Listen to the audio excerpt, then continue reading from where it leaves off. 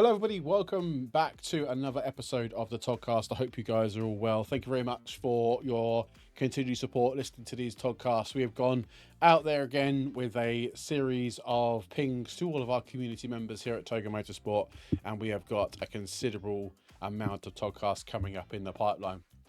Tonight, however, we start off with number one of this mini series. We've got Erik in ready and waiting, ready to talk on our Togcast tonight.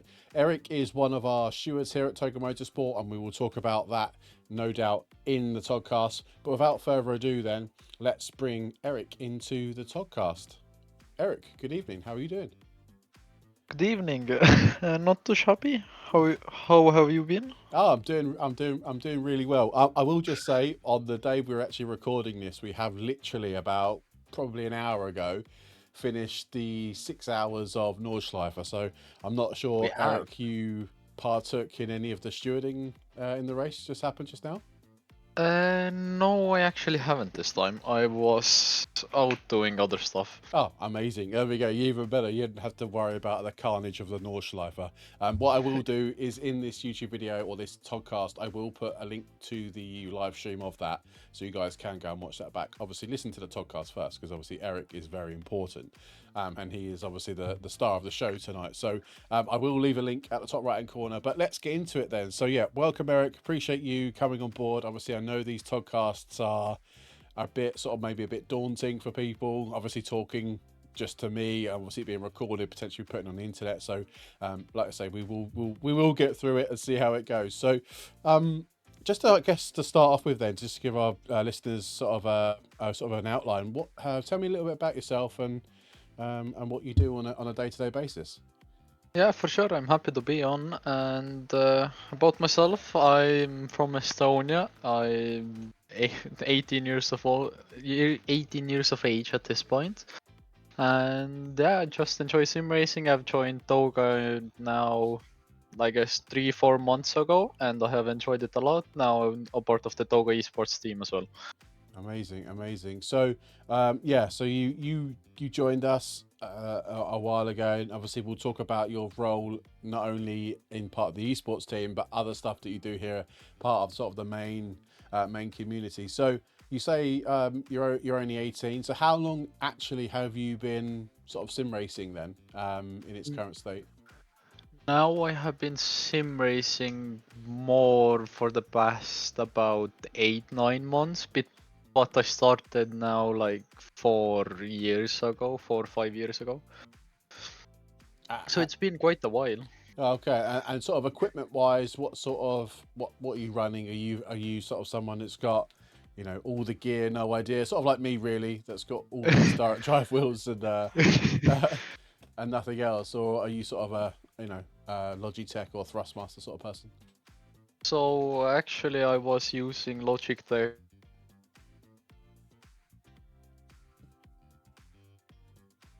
to Moza R9 with the KS wheel and Moza's SRP pedals, what have served me amazingly so far. And but in my opinion, the deck isn't actually that important because with the Logitech, I was still basically as fast. So now I'm just a bit more faster because of all the practice I have done. Yeah, that's the most important thing, isn't it? When it comes to sim racing, it might necessarily mean that you have the latest gear or latest products. It's about actually doing the laps. Obviously, by improving your products such as steering wheel, pedals, etc., can eke out those few temps. But actually, when it comes to learning the track, learning the corners, taking the corners, braking in the right place, that's you could do that on whatever piece of equipment, really, can't you? So, Yeah, exactly. yeah. Excuse me. So, um, so then, what got you into sim racing? Then, are you do you have a passion for motorsport? Like, obviously, a lot of people in the community. Sort of, how did you sort of get into it? Yeah, from a young age, I got interested of motorsports because me and my dad went to visit out different racing events, drift events, motocross events, and then into sim racing I got more when when I was quite young on the Xbox 360, my brother introduced me to Forza Motorsport 4, and he was drifting a lot, so I was basically only watching that. And at first I got into drifting, and then later on, I think when I got my BC actually and bought myself Assetto Corsa, and then I got into just sim racing on circuits. Okay, so you actually started off as a console player, playing Forza. I mean, that's how I got into sim racing, let's be honest. Like, Forza on Xbox was the game that I probably played the most, other than Call of Duty, maybe when I was a little bit younger. And I loved Forza. Like, me and my brothers used to do the same thing as you, like drifting or running around the Nordschleife, trying to like get cars to like 200 or 300 miles an hour. That was Forza like 5 or Forza 4, whatever it was back then. But Yeah. so recently, then you've got into from going into sort of console to PC. How did that? What was that like? That jump then between console and PC? For me, it wasn't actually that tough because for me, the console to PC swap was mostly just.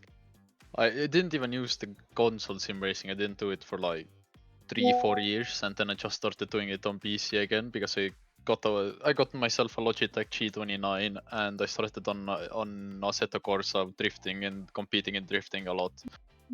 So for me, the transfer wasn't that hard because I didn't take it seriously on the console.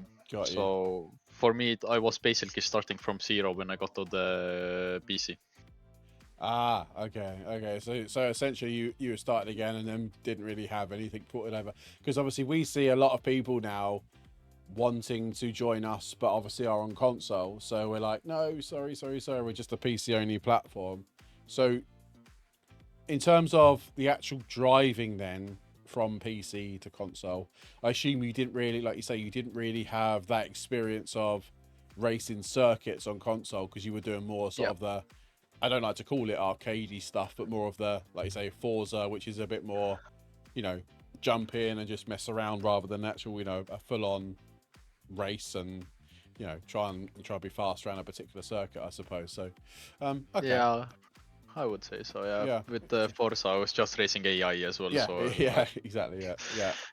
Yeah. A lot more cleaner than some of the drivers that we face here on there. It's just a touch. Just a touch. Okay, perfect. So moving on then, obviously we've delved into sort of, a bit about yourself, the sim racing side of things. So before we sort of move on to your other sort of roles here at TOGA Motorsport, tell us a bit about your experience or your how do I put this? You getting into the TOGA racing side of things? Because obviously, I know you are part of that that world alongside myself and lots of other drivers. So, sort of, how did that come about, and how are you finding it essentially? yeah, that came about now. I guess it was like month or two ago when I started to speak more to Reese, and I was speaking. He was talking about the esports team, and just asked me if I wanted to join, and I just joined, got instantly in. It has been great fun so far. We have a lot of great drivers that are really supportive, help out if you need any questions of any sorts, if you need any setups. Most likely they have them, or they will just share them, or anything that you basically need, they will help with. So it has been a pleasure to be in the TOGA esports team. Yeah, 100%. And obviously, you're in the the fully fledged, the A League, if you like. No disrespect to the academy drivers, but how do you find how do you find that concept of having more of like an academy team to a sort of the fully fledged esports team? Do you like that sort of how the guys, or say Reese and Ollie, have sort of managed that transition from being an academy driver to a fully fledged sort of TOGA esports driver, if you like? Yeah, I think it's a really good thing to have the academy team because we can support them and like advance them in the racing and get them up to speed, get them to the main team maybe finally on if they progress enough. And we have even like great like I guess showings of that now that we have Marek on boards, if you know. Yeah. With him, he came on. He wasn't really that fast. Now he's been getting faster and faster and faster. He's been racing in the TOGA rookie series and now he's starting to get on the verge of getting removed from the series because he's improving a lot. So in my opinion, the academy team has been a wonderful thing to be added onto the team. I totally agree. I think what Ollie and Reese have done, as much as I don't want to shout them out too much because their heads will get even bigger than they already are. But I think how they've set that up is fantastic, and obviously big shout out to Barry as well, who's obviously the sort of their academy manager, mentoring manager, however which way you want to put it. So yeah, it's really good to see you in the TOGA Racing League. Obviously, I've got a bit of a bias, being that obviously I'm the owner of TOGA Motorsport, and I sort of got that going with the esports side of things. So it's really good to have you part of the team, if you like. I really think we've got a good dynamic of ability and drivers and people that just want to help others, if that makes sense. You know, everyone's willing to, so you say, share setups or give setup advice, or we'll jump into a voice chat and share screen and work out, okay, why am I not getting the best lap time here? So I think obviously, yeah, having you on this Togcast, you know, thank you very much for being part of the TOGA Racing esports team. You know, is really what I want to try and say. So I feel like we are flying through these questions. So next question, and we'll dive into the last two questions, hopefully with a bit more depth. So it actually moves on quite nicely to the next thing. So so let me explain the situation from start to finish. So obviously you're part of the TOGA esports team. When we originally established the team, Ollie, obviously one of the team managers, decided that he was going to take on the livery creation. So I thought, awesome, saves me a job, saves Reese a job, amazing, let's do this. So Ollie went away and created the sort of the base liveries, if you like. You can see some of them on this video that I'm creating. You can see they're sort of a bit blurred out, but you can see sort of the concept of what Ollie has done. And all of a sudden, they went from being, and Ollie hopefully won't mind me saying this, but from being at a level to being looking absolutely amazing. And to start with, I was scratching my head going, Ollie, did you do this? And it took me a little while to try and like say to him, like, wow, this is amazing. Like, where did you find this design? And then it was literally a flippant comment was like, oh, no, Erik did them. I was like, oh, okay. I didn't realize that. So how the hell did you firstly get into being lumbered with creating all of our liveries? Because you've done all the racing ones, all the main sort of esports teams ones, and you've done the academy liveries as well. So how did that conversation come about? Yeah, that's the weird part. I didn't even know it was Ollie's job to even create deliveries. That just kind of might have happened. I'm sorry, Ollie, that I stole your job. No, you've done a better job than him. I've said this on microphone as well, so I'm sorry, Ollie. Yeah, so basically all it came about was we were supposed to race in the TOGA for the 24 hours of Nordschleife, and as a part of that, I gave the idea to Reese that we might have a special livery for the Nordschleife race. And then basically we started working together to make a livery for the BMW. And after I had made it, Reese liked it so much that we decided to make it onto every single car that we basically have. Okay. And yeah, now I have been basically doing every single car, and we have now actually 1, 2, 3 cars already done, another 3 basically done, and then there is a couple more to go. So we're on the end stretch now. Yeah, but not only that, you've not only done them in the base colors, but you've also converted them into the academy drivers as well. Because for people that don't know, obviously, like we mentioned in previous, we have the main academy team, which is obviously the sort of new people that come into sim racing, or people that are new just to TOGA racing. We sort of go through the academy first before get promoted to the main team. Their liveries are red. But then obviously the main team, the main colours are sort of the lime green, greenish sort of colour. So Eric's not only done the esports stuff, that we've also converted them into the academy. So yeah, what have we got? We got the BMW in both academy and race, main racing liveries. The McLaren, I believe, as well. Yes. That's done. The Mustang is done only in the main racing livery, I think, at this current moment in time. I think it's actually done in both now. Okay, you're telling me. And then, so those are the three.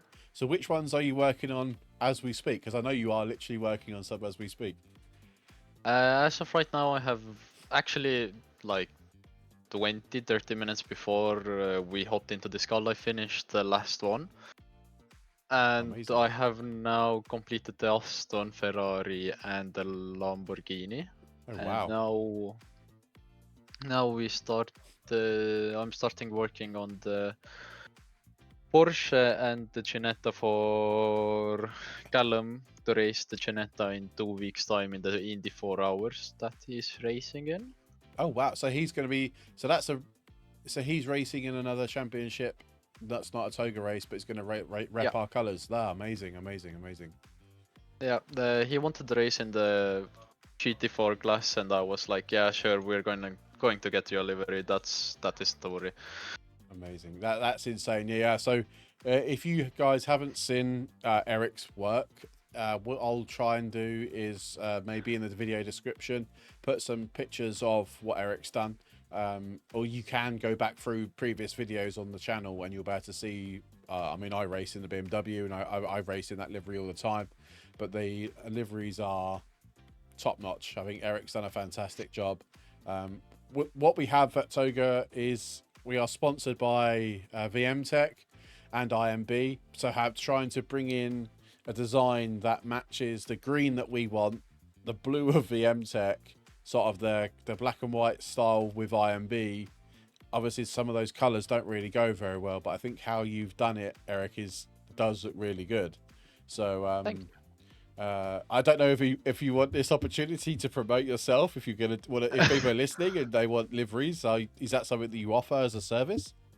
I have not offered it as a service before, but if someone wants a livery, they can hit me up. That isn't a problem. We'll figure something out. I could make someone a livery that wouldn't be a problem for me. Amazing. There we go. So if you guys want a livery, Yeah. obviously Eric doesn't work for free. So Eric will obviously charge for this. Obviously, we don't want to. Eric's probably going to get bombarded with messages now because we have nearly 3,000 people in our Discord server, and I no doubt some of them are going to want a livery at some stage. But I can vouch for Eric's work. Absolutely fantastic liveries. So yeah, congrats, man. So most likely going to have to set a ticket system now for liveries. Yeah. We might actually have to do that if Eric's willing to. We'll take that offline after this and hopefully get something set up. So if you're interested, obviously let us know via Discord and we can help you for sure. Someone please just don't DM me directly. Yes, yeah, 100%. Yeah. I think you've actually shoehorned in perfectly to my next question, which is what the role you currently do at TOGA. So, as well as being a racer at TOGA Racing, a livery designer at TOGA Racing, Eric's managed to get enough time to also be a race steward inside the TOGA Motorsports community. So tell me a little bit about how that's come around and sort of what you do. I mean, I know what you do, but tell our listeners sort of what you do in the stewarding team. So actually with the stewarding, it's quite funny because at the start of the summer, I was like, I want to take a quick break of sim racing and I'll just become a steward so I can like still be around racing. And so I just saw that you were hiring a steward, so I was like, yeah, sure, I'm apply, see what happens. So I somehow managed to get into the position of being a steward, and that was going well. And then for some reason, in some part of my brain went, I still want to race, and here I am racing 2 races a week, stewarding at least mostly one race a week, creating like one livery per week. So it's been quite busy. Well, you could say that again. So, how do you find the stewarding? Because I know for some people it is, and we know it can be a bit of a pain sometimes, and having to be that person to penalise another racer for contact that was made on the track. It's not easy, is it? So, sort of, how do you, Oh. like, what's your thought process? Obviously, I know you have a lot of aids in terms of a report, or you have the replay at your fingertips most of the time to be able to review the incident. So what, talk me through, if there's an issue, sort of how do you process that in your brain to come with a 10-second penalty for a particular car, for example? Yeah, so most of the time I see the report coming in, or the incident. I see the incident myself, and then I start looking at it from both perspectives. First on the onboard to see what the driver himself saw most of the times, and then from that on, if it's an obvious situation of someone just crashing into someone, then it's quite simple to who the penalty is for. But if it's like a case of someone braking a bit early and someone rear-ending, then it's a bit more difficult. And I use myself in the replay mode. I use a lot of the free cam and just go straight above the car to have like an overhead view, and from that you can tell quite easily most of the time who is making the wrong moves, who is not leaving enough space, and who's making dumb moves. Right, yeah, which is most of the time is people making dumb moves. And obviously being, starting off this community, I had to steward, but what you guys do in the stewarding box is not an easy task. We get a lot of people racing our races, and to have pretty much a full grid every single race that we do, depending on what championship and the stage of the championship, etc. But to have that ability to methodically go through each ticket one by one, report on it, comment on it, because obviously, it's not just as easy for Erik just to go, yep, 10 seconds. We like to put a little comment next to it to say why. And then obviously, stupidly, we also give the drivers the opportunity to appeal that penalty. So, can you talk us through how you would deal with an appeal then from a penalty? Like, that's quite a difficult thing to do. In my opinion, it is anyway. How do you deal with that, sort of in your mind? Yeah, the appeals are quite rough, but in my opinion, the comment that I have to give on the main penalty is the hardest part. Oh, is it? Do you think? Is that Yeah. why so? Why do you think that? For some reason, for like creating a sentence of giving out exactly the reason why you gave the penalty, with thinking of how do I write this so it doesn't sound bad as well, and it doesn't sound like half like unprofessional, so it Yeah, actually sounds normal. yeah, no, And I yeah. think that's the hardest part for me. No, you're not wrong. You're not wrong. That is a difficult thing, because, you say it. We're not a professional community, are we? Like, we're not. This.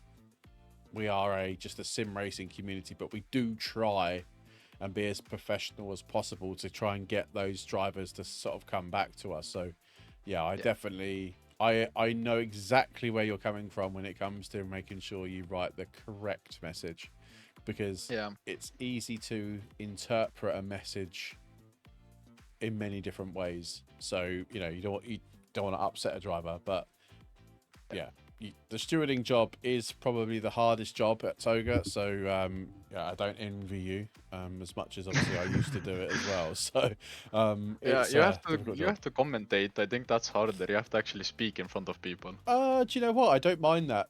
Personally, I don't mind that. It's more of, for me, and obviously this is your stage today, but Yeah. for me, I find stewarding a lot harder, because I am actually causing a particular person or driver, I'm ruining their race I could be ruining their race. 10-second penalty, 5-second penalty, a drive through, stop go, whatever it may well be. They might be battling for the lead, but of course the issue with another driver, and I've just gone in and slapped a 10-second time penalty on them, and that's it. Their race is done. So for me, Yeah. I find that harder than actually yapping in front of, on a microphone to, not a very big crowd, because obviously, we're not huge, but I actually find commentating a lot easier than stewarding. But that's just how different people are, right? Yeah, for me, commentating would be harder because I'm not actually a social person, and for me, like talking and knowing there is a lot of even what we have 20, 30 people watching the streams. That's quite a lot of people still. That is Yeah. quite tough because I'm not a sociable person. So stewarding for me is a lot easier, and for the part of me of ruining someone's race with a 5-second, 10-second penalty, I guess I'm cold-hearted enough that I don't actually care about it. It's the Brilliant. thing I do. No, I appreciate that. I appreciate your honesty. No, you do have to have a level of that to be a steward, a good steward as well, to be Yeah, not phased or not, not hindered or not thinking about, oh my God, I'm going to ruin someone's race here. It's no, that is the ruling. I'm sticking with my ruling. Sorry, I'm done. Next, move on. yeah, Yeah. No, I exactly. get it. I get it. I get it. I do get it. Yeah, but going back to the appeals, because we basically just Yes. skipped over that. So I absolutely hate doing appeals Okay. because most of the time the driver is so certain on their single point that they're seeing. So, oh, sorry if you heard my dad. That's okay. He's watching Olympics, and it's just that they're stuck on their one point of view, Yeah. and they don't really accept anything else. Sometimes there are drivers that are like, yeah, okay, I understand your point of view, and that it is what it is. Yeah. But there's some drivers that just go like, okay, I don't see it like that, so you're wrong. Yeah. Yeah. And they're very narrow-minded, aren't they? And they're Yeah, stuck in the moment of, oh my God, my race is over. I can't believe you've ruined my race. Yada yada yada. So yeah, appeal. I think appeals are a lot harder than the main stewarding point. I do agree with that statement. yeah, and it's quite hard to stay calm as well sometimes because Yes. some points that the drivers have made, it seemed like quite logical for me at least, that they're like, it's obvious that they are at fault, but they don't see it as that, and then they go bombarding you because they think it's the other way around, and it's quite hard to stay calm after that. Yeah, like calm down, bro. Like it's all good. Like really sorry, but we've reviewed it many times, and obviously, yeah, that situation stands. Though, yeah, like I said earlier, it's a ridiculously hard job to do, and to do at a level that I feel. Obviously, I'm a bit biased, but doing it at the level that we do it at TOGA Motorsport, we really do try and be as impartial as possible to all of our stewards. So, you're. With our stewards and with our drivers. So yeah, I think what you do from the stewarding point of view, again, massive hats off to you there, because it's a difficult task. Yeah, but I don't think we couldn't do this without this team, because this team of stewards is actually amazing. It's really fun to steward with them as well. Yeah, So yeah. if anyone is up to become a steward, there are positions available. Oh, we lost you for a second, I think. But right now, of if someone would like to become a steward, Yes. because this team is actually quite amazing, and most of the time it's quite fun to steward because we just chat around, talk about people like the race and other stuff at the same time, and it's quite fun to actually be in the call and steward and do things. No, So 100%. it isn't. Yeah, sorry, go on. So it isn't actually that bad as people would think it is, I guess. Mostly because of the people, because I have stewarded for another, I won't say the name, but another league, and the people that were stewards there, it was not as nice. They were quite one-minded most of the time, and yeah, it just wasn't fun to steward with them. Well, that's good. Like it feels like you've got yourself a sort of a home, if you like, in your sim racing, um, you know, in your sim racing world, you feel like you're very much settled at Toga? Obviously, again, I'm going to be biased, so obviously, people listening, I'm sorry if I sound really biased, but I can't not be otherwise, because yeah, I really appreciate everybody that's, whether it's a staff, commentator, steward, everybody at Toga really pulls their weight and really makes everybody's life, including mine, a million times easier. So Yeah. of course I'm going to be nice to Erik, because yeah, what he does in this community, whether it's a steward, livery designer, races a part of the esports team, it just, yeah, it just makes it all worthwhile. I think we all have to like give hats off to you for even making this happen, because you pay for all the servers, you pay for everything that happens in Toga. So this could literally be nothing without you. It's a team effort. I don't. you know, when you said you don't like the whole commentator social side of things, I really can't take praise very well. Like Yeah, same. like when people say this to me, my first response is always, it's a team effort, because I feel like, I mean, if you really pull it back, yes, I did start this, but I didn't start this on my own. I've had people at certain places in certain times along this journey where they've helped out massively. So as much as I did create the server and I did create the SimGrid community, I've Yeah. had people to help. And obviously now we're at a stage now where we are flying. We've got really cool people like yourselves. We're doing cool stuff like the Togcast, and all these other fun bits on the side. That can't be done by me. I wouldn't have enough time to be able to live, work, do this. Yeah, I'd just be constantly doing stuff. So to have people like yourself helping is just insane. It's really good. To be fair, most of the time I don't even really feel like I'm helping. I'm just doing this because it's fun. Well, Like, if that's the case, carry on doing it, because you are massively helping. Honestly, you really yeah, are.